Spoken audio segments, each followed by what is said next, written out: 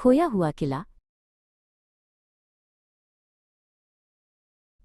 चार दोस्त धधकते एरिज़ोना के सूरज के नीचे पहुंचे। लियाम स्थिर नेता, क्लियो तेज तर्रार इतिहासकार, चेस लापरवाह रोमांच प्रेमी और पाइपर तकनीकी जीनियस। उनके सामने असंभव खड़ा था, राजपूतगढ़, राजस्थान का एक विशाल प्राचीन दिखने वाला किला जो अमेरिकी रेगिस्तान के बीच में रहस्यमय तरीके से बनाया गया था। वे उस सन की करोड़पति के प्रसिद्ध खजाने के लिए वहां थे जिसने इसे बनाया था और गायब हो गया था। अंदर रेत से ढके आंगनों के बाद टूटे फूटे हॉल थे। दीवारें जीवंत रहस्यमय पेंटिंग से ढकी थीं। ये एक कहानी बता रही हैं, क्लियो ने एक चित्रित आकृति पर अपनी उंगली फिराते हुए फुसफुसाया। चेस अधीर होकर पहले ही आगे की टोह ले रहा था। इतिहास कम, खजाने की खोज ज्यादा। उसने पीछे से आवाज लगाई, पाइपर, मेरे लिए एक तिजोरी ढूंढो। क्लियो ने एक भित्ति चित्र पर ध्यान केंद्रित किया। इसमें एक राजा को दर्शाया गया था जिसकी उंगली सामने की दीवार पर सूर्य की एक विशिष्ट नक्काशी की ओर इशारा कर रही थी। ये एक पहेली है, उसने उत्साह से भरी आवाज में कहा। पेंटिंग्स एक नक्शा है। ये वाली कहती है कि रास्ता वहां से शुरू होता है जहां दोपहर में सूरज की किरण पड़ती है। जैसे ही घड़ी में दोपहर के 12 बजे छत की एक दरार से प्रकाश की एक अकेली सीधी किरण निकली जो नक्काशीदार सूरज पर पड़ी। लियाम ने नक्काशी के केंद्र को दबाया। एक गहरी गड़गड़ाहट के साथ दीवार का एक हिस्सा खिसक गया जिससे एक अंधेरा संकरा रास्ता सामने आया। वाह, पाइपर ने अपने टैबलेट को देखते हुए कहा, मुझे अंदर से कुछ अजीब ऊर्जा संकेत मिल रहे हैं।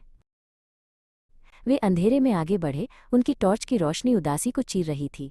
यहाँ की पेंटिंग्स अलग थीं, माइनस अधिक गहरी। उनमें योद्धाओं को छायादार, अस्पष्ट आकृतियों से लड़ते हुए दिखाया गया था। डरावना है, चेस ने कहा, उसकी आवाज़ गूंज रही थी। वो फर्श पर जाल खोजने में इतना व्यस्त था कि उसने ये ध्यान नहीं दिया कि दीवार पर चित्रित छायाएं उसकी रोशनी के गुजरते ही छटपटाती और खिंचती हुई प्रतीत होती हैं। रास्ता एक विशाल, अंधेरे कक्ष में खुला जो एक गहरी खाई से 2 भागों में बटा हुआ था। पार करने का एकमात्र तरीका एक अकेला, भयानक रूप से घिसा हुआ रस्सी का पुल था। दीवार पर एक पेंटिंग में एक आकृति को खाई में गिरते हुए दिखाया गया था, जबकि दूसरी एक वेदी पर एक छोटी सी भेंट चढ़ाने के बाद सुरक्षित रूप से पार हो गई थी।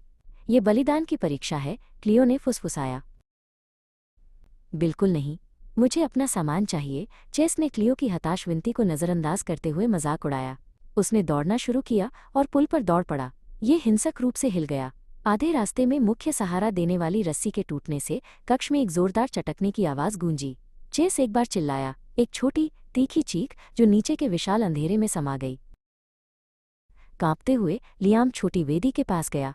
उसने अपने दादाजी की घड़ी, अपनी सबसे कीमती चीज़, उतारी और उसे धीरे से पत्थर पर रख दिया। जैसे ही उसने ऐसा किया, पुल की बची हुई रस्सियां एक नरम सुनहरी रोशनी से चमकने लगीं और पहले से कहीं ज्यादा मजबूत होकर फिर से आपस में जुड़ गईं। वो क्लियो और पाइपर खामोशी से पार हो गए, उनके दिल नुकसान से भारी थे।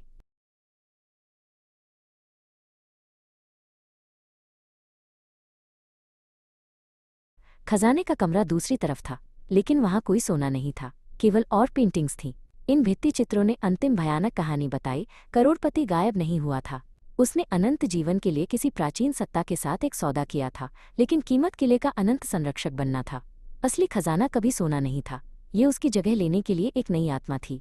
एक कानफाड़ू धमाके के साथ पत्थर का दरवाजा उनके पीछे जोर से बंद हो गया।